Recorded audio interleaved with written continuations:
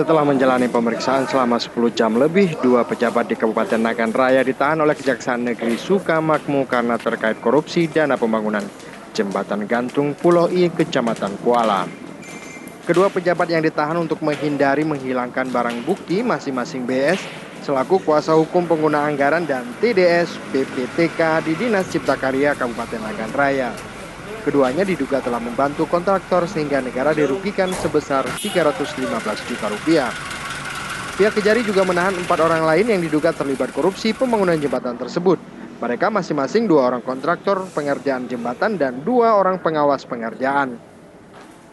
Kepala Kejaksaan Negeri Sukamakmur Ali Saifuddin mengatakan, ke-6 orang yang ditahan tersebut diduga ikut menikmati korupsi pembangunan jembatan gantung senilai 1,8 miliar rupiah.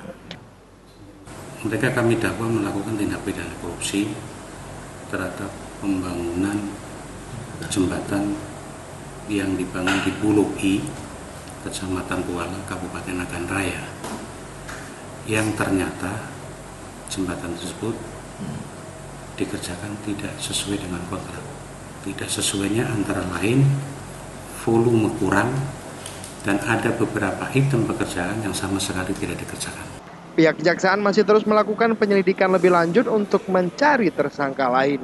Dari Kabupaten Nagan Raya, Arif Fahmi melaporkan untuk KCV Video.